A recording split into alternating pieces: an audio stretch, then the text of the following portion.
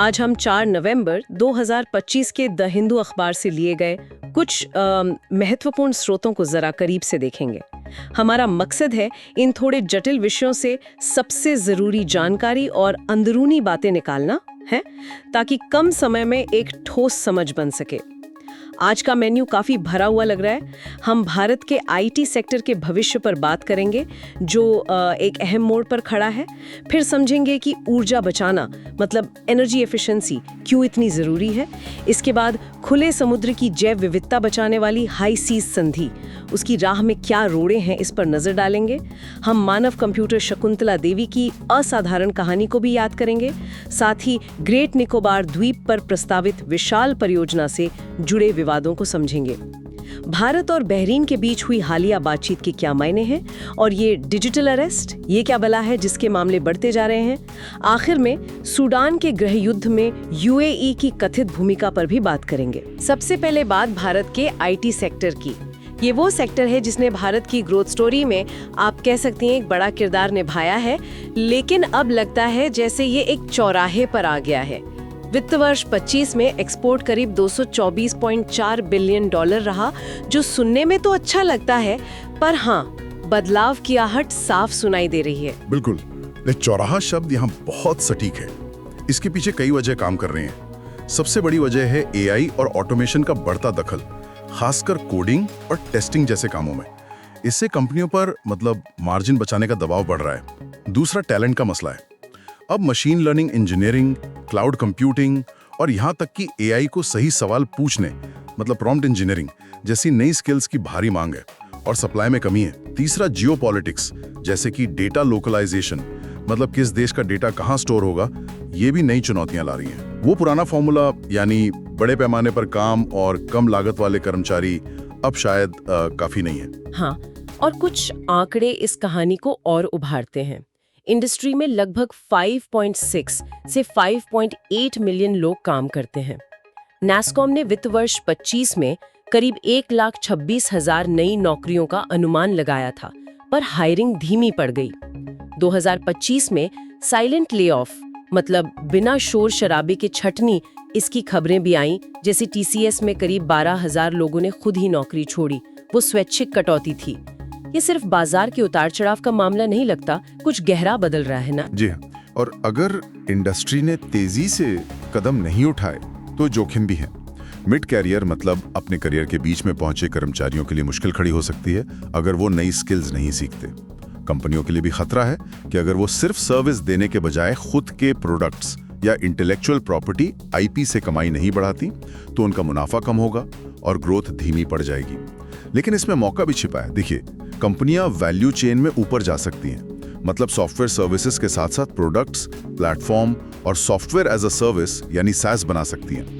AI पर आधारित नई सर्विसेज तैयार कर सकती हैं। असल सवाल यह है कि क्या भारतीय आईटी कंपनियां सर्विस प्रोवाइडर से प्रोडक्ट इनोवेटर बन पाएंगी? मुझे लगता है यही उनकी अगली दशक की सफलता या विफलता तय करेगा। तो रास्ता क्या है? कंपनियां क्या कर सकती हैं? शायद R&D पर खर्च बढ़ाना। हाँ बिल्कुल, R&D बजट बढ़ाना होगा। मान लीजिए कमाई का 10-15% या उससे ज्यादा। कंपनियां अपने अंदर ही एआई फाउंड्रीज बना सकती हैं, जहां नए एआई आइडियाज पर काम हो, और सबसे जरूरी, बड़े पैमाने पर कर्मचारियों को रीस्किल करना होगा। और सरकार की भी भूमिका हो सकती है। जरूर, सरकार सॉफ्टवेयर प्रोडक्ट एक्सपोर्ट पर इंसेंटिव दे सकती है, इनोवेशन के लिए लोन आसान बना सकती है और स्किलिंग के लिए पब्लिक प्राइवेट पार्टनरशिप को बढ़ावा दे सकती है। अच्छा, अब आते हैं एक ऐसे विषय पर जो अक्सर सुर्खियों से दूर रहता है, लेकिन बेहद महत्वपूर्ण है। ऊर्जा दक्षता यानी एनर्जी एफिशिएंसी। इसे पहला ईंधन भी कहते हैं। इसका मतलब है कम ऊर्जा इस्तेमाल करके वही काम करना। ये ऊर्जा की मांग घटाने, तेल गैस के आयात पर निर्भरता कम करने और हाँ, प्रदूषण कम करने का सबसे सस्ता, तेज और भरोसेमंद तरीका माना जाता है। भारत में पीएटी, उजाला और स्टार रेटिंग SNL जैसे प्रोग्राम्स ने पहले ही काफी ऊर्जा बचाई है, ऐसा सुना है मैंने। हाँ बिल्कुल, ब्यूरो ऑफ एनर्जी एफिशिएंसी के आंकड़े काफी प्रभावशाली हैं। 2023-24 में इन कार्यक्रमों से करीब 53.6 मिलियन टन तेल के बराबर MTOE ऊर्जा बची। अकेले पैट स्कीम जो बड़े उद्योगों को ऊर्जा बचाने का टारगेट देती है और अच्छा करने पर इनाम भी, उसने अब तक करीब 2 लाख करोड़ रुपए बचाए हैं और 321 मिलियन टन कार्बन उत्सर्जन कम किया है। अंतर्राष्ट्रीय ऊर्जा एजेंसी IEA भी कहती है कि दुनिया के नेट जीरो लक्ष्यों के लिए ऊर्जा दक्षता सबसे अहम कदमों में से एक है। और खास बात यह है कि ये सिर्फ पर्यावरण के लिए नहीं, जेब के लिए भी अच्छा है। उदाहरण दे सकते हैं, जैसे पैट स्कीम कैसे काम करती है? हाँ, PAT स्कीम लोहा इस्पात, सीमेंट, पावर प्लांट जैसे सबसे ज्यादा ऊर्जा खपत वाले उद्योगों पर लागू होती है। इसके दूसरे चरण में ही करीब 14 MTO ऊर्जा बची और लगभग 68 MT CO2 उत्सर्जन कम हुआ। दूसरी तरफ घरों में इस्तेमाल होने वाले उजाला के LED बल्ब और उपकरणों पर स्टार रेटिंग, मतलब स्टैंडर्ड्स इन लेबलिंग जैसे कार्यक्रमों का भी बड़ा योगदान है। वित्त वर्ष 23-24 की कुल बचत का लगभग 44% इन्हीं से आया था। और ये लागत प्रभावी क्यों है? मतलब सस्ता कैसे पड़ता है ये? देखिए, मान लीजिए आपको 1 यूनिट बिजली बचानी है, तो उसके लिए जो खर्च आएगा वो अक्सर 1 यूनिट नई बिजली बनाने, मतलब नया पावर प्लांट लगाने के खर्च से काफी कम होता है। ये सीधे लोगों और कंपनियों के बिजली बिल कम करता है। साथ ही इससे स्थानीय रोजगार भी पैदा होता है, जैसे पुरानी इमारतों में सुधार, रेट्रोफिटिंग करने वाले या एनर्जी एफिशिएंट उपकरण बनाने वाले लोगों के लिए। कई उपायों में तो लगाया गया पैसा कुछ ही सालों में बचत के जरिए वापस आ जाता है। लेकिन फिर भी इसमें कुछ अड़चने हैं, शायद लोग अपनाते क्यों नहीं है इसे आसानी से? हाँ, कुछ बाधाएं तो हैं, जैसे पुरानी फैक्ट्रियों या बिल्डिंग्स में सुधार के लिए शुरू में पैसा लगाना पड़ता है, वो एक चुनौती है। कई बार ये पता लगाना मुश्किल होता है कि असल में कितनी ऊर्जा बची।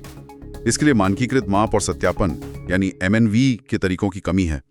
और छोटे उद्योगों, MSME और घरों तक इसकी जानकारी या इसे अपनाने की ललक, वो भी थोड़ी कम होती है। तो समाधान क्या हो सकते हैं? समाधानों पर भी काम हो रहा है, जैसे इस तरह के प्रोजेक्ट्स के लिए लोन आसान बनाना, शायद सरकारी गारंटी के जरिए।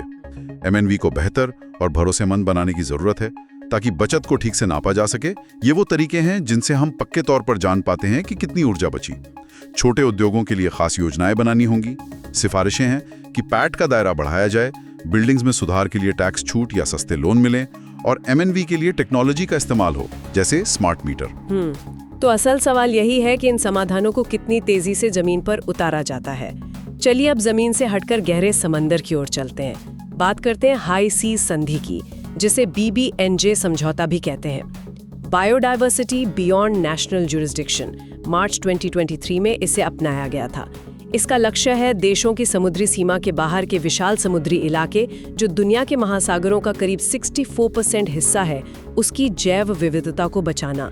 इसके तहत समुद्री संरक्षित क्षेत्र MPAs बनाने, वहाँ के संसाधनों के इस्तेमाल को नियंत्रित करने और समुद्री आनुवंशिक संसाधनों यानी मरीन जेनेटिक रिसोर्सेज MGRs, मतलब समुद्री जीवों से मिलने वाले जेनेटिक मटेरियल जिनसे दवाएं वगैरह बन सकती हैं, उनसे होने वाले फायदों को बराबर बांटने की बात है। ये सुनने में बहुत अच्छा लगता है, लेकिन इसे लागू करना वो असल में टेढ़ी खीर है। पहली चुनौती, निगरानी और नियम लागू कौन करेगा? कोई एक केंद्रीय ताकत नहीं है और 230 मिलियन वर्ग किलोमीटर का समुद्री इलाका, उस पर नजर रखना बहुत मुश्किल और खर्चीला है। पहले से मौजूद संस्थाओं जैसे IMO, FAO वगैरह के साथ अधिकारों का टकराव भी हो सकता है। दूसरी बड़ी चुनौती है MGRs को लेकर। विकसित देश चाहते हैं कि इनसे बनने वाली खोजों पर बौद्धिक संपदा अधिकारों, मतलब पेटेंट वगैरह, जबकि विकासशील देश इन्हें मानव जाति की साझी विरासत मानते हैं और फायदों में बराबर हिस्सा चाहते हैं। ये बंटवारा कैसे होगा, इसका कोई साफ फॉर्मूला अभी तक नहीं है। और भी दिक्कतें हैं ना, फंडिंग वगैरह की। बिल्कुल। तीसरी, पैसा कहाँ से आएगा? इन संरक्षित क्षेत्रों की देखभाल और निगरानी के लिए भारी फंड चाहिए, पर कोई पक्का वैश्विक कोष नहीं बना है। चौथी, ये संधि समुद्र के कानून पर संयुक्त राष्ट्र संधि UN क्लॉज जैसे मौजूदा कानूनों के साथ कैसे तालमेल बिठाएगी, ये भी देखना होगा। टकराव की संभावना है। पांचवी, इसे लागू होने के लिए कम से कम 60 देशों का इसे मंजूरी देना यानी रैटिफाई करना जरूरी है और ये गिनती अभी पूरी नहीं हुई है। अमेरिका, चीन, रूस जैसे बड़े समुद्री देशों ने अभी तक हामी नहीं भरी है। और आखिरी, तकनीक का अंतर। विकासशील देशों के पास अक्सर खुले समुद्र में निगरानी रखने या वैज्ञानिक रिसर्च करने की क्षमता कम होती है। तो कुल मिलाकर ये संधि इस बात की परीक्षा है कि क्या दुनिया के देश मिलकर अपने साझा समुद्री खजाने को बचा पाएंगे या ये सिर्फ कागजों पर रह जाएगी। और ये जरूरी क्यों है? आखिर हाई सीज की इतनी चिंता क्यों? क्योंकि हमारे महासागर संकट में हैं। दुनिया के 90% मछली भंडारों का या तो जरूरत से ज्यादा शिकार हो चुका है या वे खतरे में हैं। क्लाइमेट चेंज से समुद्र गर्म हो रहे हैं, ज्यादा एसिडिक हो रहे हैं, जो समुद्री जीवन के लिए खतरा है। और MGRs, उनका भविष्य में अरबों डॉलर का आर्थिक महत्व हो सकता है, नई दवाओं वगैरह के लिए। तो आगे का रास्ता क्या है? कैसे सफल होगी ये संधि? देखिए, रास्ता तो यही है कि देश जल्दी से मंजूरी दें। इसके लिए एक समर्पित फंड बने, MGRs के फायदे बांटने का एक पारदर्शी और न्यायपूर्ण तरीका निकले, और निगरानी के लिए सैटेलाइट जैसी तकनीक और डेटा साझा करने में अंतर्राष्ट्रीय सहयोग बढ़े, तभी कुछ बात बनेगी। अब समंदर की गहराइयों से निकलकर मानवीय प्रतिभा की ऊंचाइयों पर आते हैं। बात करते हैं मानव कंप्यूटर शकुंतला देवी की। उनका नाम शायद हम सबने सुना ही है। 1929 में जन्मी और 2013 में गुजरी शकुंतला देवी अपनी दिमागी गणना के अद्भुत क्षमता के लिए जानी जाती थीं। एक दिलचस्प किस्सा है, 18 जून 1980 को लंदन के इंपीरियल कॉलेज में उन्होंने 13 अंकों वाली संख्याओं का गुणा सिर्फ 28 सेकंड में कर दिया था। ये गिनेस वर्ल्ड रिकॉर्ड है, वाकई कमाल। उनका जन्म बैंगलोर में हुआ और कहते हैं सिर्फ 3 साल की उम्र में ही उनकी ये अनोखी प्रतिभा दिखने लगी थी। उनके पिता सर्कस में काम करते थे, उन्होंने इसे पहचाना। शकुंतला देवी ने दुनिया भर की यूनिवर्सिटीज में प्रदर्शन किए, गणित के प्रोफेसरों और शुरुआती कंप्यूटरों को भी हैरान कर दिया था। उन्होंने गणित को मजेदार बनाने वाली कई किताबें लिखी, जैसे figuring the Joy of numbers. लेकिन एक और शायद ज्यादा चौंकाने वाली बात है कि 1977 में उन्होंने द वर्ल्ड ऑफ होमोसेक्सुअल्स नाम की किताब लिखी, जो भारत में समलैंगिकता पर शायद पहला अकादमिक अध्ययन था। ये उनकी प्रगतिशील सोच दिखाता है उस जमाने में। हाँ, ये वाकई दिलचस्प है। और ये भी कम लोग जानते होंगे कि 1980 में उन्होंने मुंबई दक्षिण सीट से इंदिरा गांधी के खिलाफ लोकसभा चुनाव भी लड़ा था। जाहिर है वो जीत नहीं पाई, पर ये उनके आत्मविश्वास को दिखाता है। 2020 में उन पर एक फिल्म भी बनी थी, विद्या बालन ने उनका रोल किया था। बिल्कुल, उनकी विरासत सिर्फ गणित तक सीमित नहीं है। उन्होंने उस धारणा को तोड़ा कि महिलाएं या भारतीय गणित जैसे जटिल विषय में दुनिया में नाम नहीं कमा सकते। उन्होंने नंबर्स के डर को कम किया और लॉजिकल सोच को बढ़ावा दिया। वो सिर्फ एक कैलकुलेटिंग जीनियस नहीं थी, बल्कि भारत की बौद्धिक क्षमता और मानवीय मन की असीम संभावनाओं का प्रतीक बन गई। चलिए अब एक ऐसे मुद्दे पर आते हैं जहां विकास और पर्यावरण के बीच सीधी टक्कर दिख रही है। ग्रेट निकोबार परियोजना। भारत के सबसे दक्षिणी द्वीप ग्रेट निकोबार पर, जो मलक्का स्ट्रेट के काफी करीब है, सरकार 72,000 करोड़ रुपए की एक बहुत बड़ी इंफ्रास्ट्रक्चर परियोजना बनाना चाहती है। इसमें क्या क्या शामिल है? गैलाथिया बे में एक विशाल अंतर्राष्ट्रीय ट्रांसशिपमेंट पोर्ट, करीब 16 मिलियन कंटेनर हर साल हैंडल करने की क्षमता। कैम्बल बे में एक नया हवाई अड्डा, सिविल और मिलिट्री दोनों के लिए, एक पावर प्लांट और करीब 3.5 लाख लोगों के बसने के लिए एक पूरी टाउनशिप बनाने की योजना है, जबकि अभी वहाँ 10,000 से भी कम लोग रहते हैं। ये तो बहुत बड़ा बदलाव है। हाँ बिल्कुल। और विवाद क्यों है? वजह यह है कि ग्रेट निकोबार द्वीप का करीब 84% हिस्सा या तो जनजातीय रिजर्व है, या बायोस्फीयर रिजर्व, या फिर संरक्षित जंगल। इस प्रोजेक्ट के लिए जमीन चाहिए और इसके लिए सरकार ने जनजातीय रिजर्व के कुछ हिस्से को डी नोटिफाई करने, मतलब रिजर्व का दर्जा हटाने का नक्शा तैयार कर लिया है। इसका मतलब है करीब 130 वर्ग किलोमीटर जंगल की जमीन प्रोजेक्ट के लिए दी जाएगी। और ये इलाका शोम्पेन और निकोबारी जनजातियों का घर है। शोम्पेन जनजाति, जिनकी संख्या महज 200-250 है, एक PVTG यानी विशेष रूप से कमजोर जनजातीय समूह है, जो बाहरी दुनिया से लगभग कटा हुआ है। तो यहाँ विकास की महत्वाकांक्षा सीधे तौर पर सदियों पुरानी जीवन शैली और बेहद नाजुक पर्यावरण से टकरा रही है। तो मुख्य चिंताएं क्या हैं? मतलब क्या खतरे हैं? देखिए, चिंताएं कई हैं। पहली, जनजातीय अधिकार। शोम्पेन लोग पूरी तरह जंगल पर ही निर्भर हैं। रिजर्व की सीमा बदलने से उनके अधिकार, जो ANPATR एक्ट के तहत कानूनी रूप से सुरक्षित हैं, वो खतरे में पड़ सकते हैं। बाहर से इतनी बड़ी आबादी आने पर उन्हें नई बीमारियां लगने, उनकी संस्कृति खत्म होने और उनके रहने की जगह छीन जाने का डर है। और पर्यावरण का नुकसान? वो भी बहुत बड़ा मुद्दा है। अनुमान है कि 8.5 लाख पेड़ काटे जा सकते हैं। गैलाथिया बे दुनिया में लेदर बैक समुद्री कछुओं के अंडे देने की सबसे महत्वपूर्ण जगहों में से एक है। वो जगह लगभग बर्बाद हो सकती है। और ग्रेट निकोबार बायोस्फीयर रिजर्व, जिसे यूनेस्को ने भी मान्यता दी है, उसकी अनोखी जैव विविधता खतरे में पड़ सकती है। तीसरी चिंता, ये द्वीप भूकंप के लिहाज से बहुत संवेदनशील जोन 5 में है। 2004 की सुनामी ने यहाँ भारी तबाही मचाई थी। इतने बड़े निर्माण से क्या खतरा और बढ़ जाएगा, ये भी एक सवाल है। लेकिन सरकार का क्या कहना है इस पर, उनका पक्ष क्या है? सरकार का तर्क है कि ये प्रोजेक्ट राष्ट्रीय महत्व का है और इससे देश की रणनीतिक और आर्थिक स्थिति मजबूत होगी। उनका कहना है कि विकास के साथ साथ पर्यावरण का भी ध्यान रखा जाएगा, मतलब सतत इको टूरिज्म वगैरह की बात करते हैं। प्रोजेक्ट को 2022 में पर्यावरण मंजूरी मिल चुकी है, हालांकि कुछ शर्तों के साथ। रिजर्व को डीनोटिफाइड करना जमीन अधिग्रहण से पहले का एक जरूरी प्रशासनिक कदम है। तो बहस इसी बात पर है कि क्या इस प्रोजेक्ट के कथित रणनीतिक और आर्थिक फायदे इसके भारी पर्यावरणीय और सामाजिक नुकसान से ज्यादा महत्वपूर्ण है। ये एक मुश्किल सवाल है। अब रुक करते हैं भारत के खाड़ी देशों के साथ संबंधों का। हाल ही में नवंबर 2025 में मनामा में भारत और बहरीन के बीच 5th उच्च संयुक्त आयोग यानी हाई जॉइंट कमीशन HJC की बैठक हुई। भारत की तरफ से विदेश मंत्री डॉक्टर S जयशंकर और बहरीन की तरफ से उनके विदेश मंत्री डॉक्टर अब्दुल लतीफ बिन राशिद अल ज़यानी शामिल हुए। बातचीत के मुख्य मुद्दे थे रक्षा सहयोग, व्यापार बढ़ाना, डिजिटल कनेक्टिविटी और ऊर्जा सुरक्षा। थोड़ा सा बैकग्राउंड देखें तो भारत और बहरीन के रिश्ते काफी पुराने हैं, 1971 से।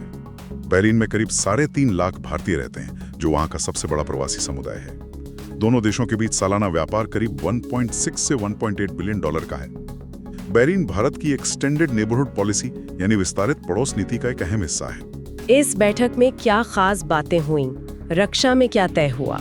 रक्षा में समुद्री सुरक्षा पर सहयोग बढ़ाने पर जोर था, खासकर अरब सागर में मिलकर नौसैनिक अभ्यास करना और इंटेलिजेंस शेयरिंग। बहरीन ने भारतीय रक्षा उपकरणों में भी रुचि दिखाई है। व्यापार में ऊर्जा, फिनटेक, IT, स्वास्थ्य जैसे नए क्षेत्रों में सहयोग बढ़ाने और भारत GCC यानी गल्फ कोऑपरेशन काउंसिल, उसके साथ फ्री ट्रेड एग्रीमेंट FTA पर बात आगे बढ़ाने पर चर्चा हुई। बहरीन का जो सरकारी निवेश फंड है वो भारत के रिन्यूएबल एनर्जी और पोर्ट सेक्टर में निवेश के मौके देख रहा है। और कनेक्टिविटी में ऊर्जा साझेदारी, ग्रीन हाइड्रोजन और समुद्र के नीचे से डिजिटल केबल बिछाने जैसे भारत मध्य पूर्व यूरोप कॉरिडोर IMEC का हिस्सा, उस पर चर्चा हुई।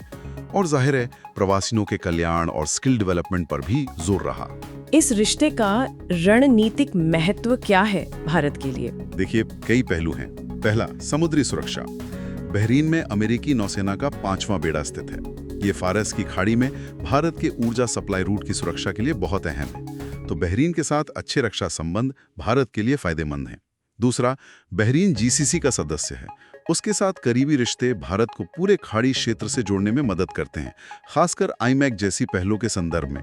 तीसरा, खाड़ी में चीन का प्रभाव बढ़ रहा है। ऐसे में बहरीन जैसे पारंपरिक दोस्तों के साथ रिश्ते मजबूत करना भारत की रणनीतिक मौजूदगी को संतुलित करता है। हाल में रक्षा सहयोग MOU का नवीनीकरण और बहरीन का भारत की UP रुपए में रुचि दिखाना भी सकारात्मक संकेत है। ये दिखाता है कि भारत खाड़ी देशों के साथ सिर्फ तेल खरीदने वाले रिश्ते से आगे बढ़कर एक गहरी स्ट्रेटेजिक साझेदारी बना रहा है। अगला विषय बेहद चिंताजनक है और शायद हम में से किसी के भी साथ हो सकता है। ये digital arrest scam. Supreme court ने हाल ही में इस पर गहरी चिंता जताई है। ये एक तरह की ऑनलाइन फिरौती है जिसमें टेक्नोलॉजी और मनोविज्ञान का इस्तेमाल करके लोगों को डराया और लूटा जा रहा है। कोर्ट ने गृह मंत्रालय के हवाले से कहा कि भारत में लोग, खासकर बुजुर्ग, इस तरह के स्कैम में अब तक सामूहिक रूप से 3000 करोड़ रुपए से ज्यादा गंवा चुके हैं। ये तो बहुत बड़ी रकम है। जी हाँ, बहुत बड़ी। और ये डिजिटल अरेस्ट काम कैसे करता है, ये समझना जरूरी है। फ्रॉड करने वाले लोग खुद को CBI, पुलिस, ED जैसे किसी सरकारी एजेंसी का बड़ा अधिकारी बताते हैं। वो वीडियो कॉल करते हैं या नकली नोटिस भेजते हैं और शिकार को डराते हैं कि उनका नाम किसी बड़े अपराध जैसे मनी लॉन्ड्रिंग या ड्रग्स केस में आ गया है। फिर वो कहते हैं कि जांच के लिए या उनके पैसे को सुरक्षित रखने के लिए उन्हें फौरन पैसा ट्रांसफर करना होगा। कई बार वे पीड़ित को घंटों तक वीडियो कॉल पर ही रखते हैं, कहीं जाने नहीं देते। इसी को डिजिटल अरेस्ट या डिजिटल कैद कहा जा रहा है। असल में ये पैसा स्कैमर्स के कंट्रोल वाले खातों में जाता है, जिन्हें अक्सर म्यूल अकाउंट्स कहते हैं। ये वो बैंक खाते हैं जिन्हें धोखेबाज दूसरों के नाम पर इस्तेमाल करते हैं पैसा छुपाने के लिए। इसमें एआई से बने नकली वीडियो या आवाज मतलब डीप फेक उसका भी इस्तेमाल हो सकता है ताकि वो असली अधिकारी लगे। ये असल में तकनीकी हैकिंग से ज्यादा दिमागी खेल है, डर का इस्तेमाल करके पैसा ऐंठना। आंकड़े तो वाकई डराने वाले हैं। 3000 करोड़ का नुकसान, 6000 से ज्यादा रिपोर्टेड केस, और असल संख्या तो शायद कहीं ज्यादा होगी। और 55 साल से ज्यादा उम्र के लोग ज्यादा शिकार हो रहे हैं। महाराष्ट्र, कर्नाटक, दिल्ली, तमिलनाडु जैसे राज्यों में मामले ज्यादा हैं। रिपोर्ट करने के लिए सरकार का पोर्टल cybercrime.gov.in और हेल्पलाइन 1930 है। और ये मामले बढ़ क्यों रहे हैं? एक तो एआई और डीप फेक टूल्स आसानी से उपलब्ध हैं, जिनसे फ्रॉड ज्यादा विश्वसनीय लगते हैं। कई गैंग विदेश से काम कर रहे हैं, जैसे म्यांमार, कैम्बोडिया से, जिससे उन्हें पकड़ना मुश्किल होता है। डिजिटल दुनिया की समझ कम होना, खासकर बुजुर्गों में, उन्हें आसान निशाना बनाता है। और डर का मनोविज्ञान वो इतना हावी होता है कि लोग सोचने समझने की हालत में नहीं रहते। हाँ, ये सवाल उठता है कि हमारी पुलिस, बैंक और कानून व्यवस्था इस नई चुनौती के लिए कितनी तैयार है। सरकार ने कुछ कदम उठाए हैं। गृह मंत्रालय के तहत I4C यानी Indian cyber crime coordination centre काम कर रहा है। आरबीआई ने बैंकों को संदिग्ध म्यूल अकाउंट्स को ब्लॉक करने को कहा है। सर्टेन मतलब Indian computer emergency response team वो डीप फेक को पहचानने पर काम कर रही है। और अब सुप्रीम कोर्ट ने भी टेलीकॉम विभाग, आरबीआई और गृह मंत्रालय को मिलकर एक स्पेशल टास्क फोर्स बनाने का निर्देश दिया है। लेकिन चुनौतियां तो बनी हुई हैं। बिल्कुल, विदेश से चल रहे रैकेट पर कार्रवाई करना मुश्किल है। अलग अलग एजेंसियों के बीच तालमेल की कमी है और बहुत से लोग शर्म या डर के मारे रिपोर्ट ही नहीं करते। समाधान के लिए शायद एआई का ही इस्तेमाल करके स्कैम को पहचानना होगा, दूसरे देशों के साथ मिलकर अपराधियों पर कार्रवाई करनी होगी, लोगों को खूब जागरूक करना होगा और पेमेंट ऐप्स या सिम बेचने वालों की केवाईसी जांच और सख्त करनी होगी। शायद तभी कुछ लगाम लगेगी। और अब आज का आखिरी विषय, सूडान का संकट और उसमें यूएई की कथित भूमिका। सूडान में अप्रैल 2023 से सेना, एसएएफ, जनरल बुरहान के नेतृत्व में और एक शक्तिशाली अर्धसैनिक बल, रैपिड सपोर्ट फोर्सेस, आरएसएफ, हेमेदिती के नेतृत्व में के बीच भयानक गृह युद्ध चल रहा है। 90 लाख से ज्यादा लोग बेघर हो चुके हैं, 20,000 से ज्यादा जानें जा चुकी हैं। ये बहुत बड़ी मानवीय त्रासदी है। अब भारत में सूडान के राजदूत ने आरोप लगाया है कि संयुक्त अरब अमीरात, यूएई, आरएसएफ को हथियार मुहैया करा रहा है, कथित तौर पर चाड और लीबिया के रास्ते। उनका कहना है कि ये संयुक्त राष्ट्र के हथियार प्रतिबंधों का उल्लंघन है। हाँ, ये समझना जरूरी है कि आरएसएफ का इतिहास काफी विवादित रहा है। वे दारफूर में जनजावीद मिलिशिया से उभरे थे, जिन पर मानवाधिकार हनन के गंभीर आरोप थे। बाद में उन्हें सरकारी बल में शामिल किया गया, पर वे काफी हद तक स्वायत्त बने रहे। मौजूदा संघर्ष में भी उन पर युद्ध अपराधों के गंभीर आरोप लगे हैं, यूएन और दूसरी संस्थाओं द्वारा। दूसरी तरफ यूएई इन आरोपों को सिरे से खारिज करता है और कहता है कि वो सिर्फ मानवीय सहायता भेज रहा है। हालांकि कुछ अंतर्राष्ट्रीय रिपोर्ट्स जैसे यूएन पैनल और मीडिया जांचों में यूएई से जुड़े विमानों की चाड और आरएसएफ नियंत्रित इलाकों में उड़ानों और हथियारों की खेप के संकेत मिलने की बात कही गई है। तो यहाँ स्थिति बिल्कुल साफ नहीं है। आरोप और खंडन दोनों हैं और हमें दोनों पक्षों को देखना होगा बिना किसी नतीजे पर पहुंचे। इस संघर्ष के पीछे बड़ी क्षेत्रीय राजनीति भी है, ऐसा लगता है। जी हाँ, बिल्कुल। कुछ जानकार मानते हैं कि ये एक बड़ी क्षेत्रीय शक्ति प्रतिस्पर्धा का हिस्सा है। जैसे यूएई लाल सागर के बंदरगाहों पर अपना असर बढ़ाने के लिए शायद आरएसएफ का समर्थन कर रहा है, जबकि मिस्र जैसे देश अपनी सीमा सुरक्षा के लिए साफ का। रूस के वैगनर ग्रुप का भी नाम सोने के व्यापार और हथियारों में आता रहा है। इसका असर लाल सागर की शिपिंग लेन पर भी पड़ सकता है। और सबसे बड़ी त्रासदी तो मानवीय संकट है ही। लाखों लोग भूखमरी के कगार पर हैं। भारत की क्या स्थिति है इस मामले में? भारत ने इस मामले में तटस्थ रुख अपनाया है। वो दोनों पक्षों से बातचीत और अफ्रीकी संघ की मध्यस्थता का समर्थन करता है। भारत ने पिछले साल ऑपरेशन कावेरी चलाकर वहां फंसे करीब 3,800 भारतीयों को सुरक्षित निकाला था और मानवीय सहायता भेजना जारी रखा है। लेकिन क्षेत्रीय चुनौती बनी हुई है। लड़ाई लंबी खिंच रही है।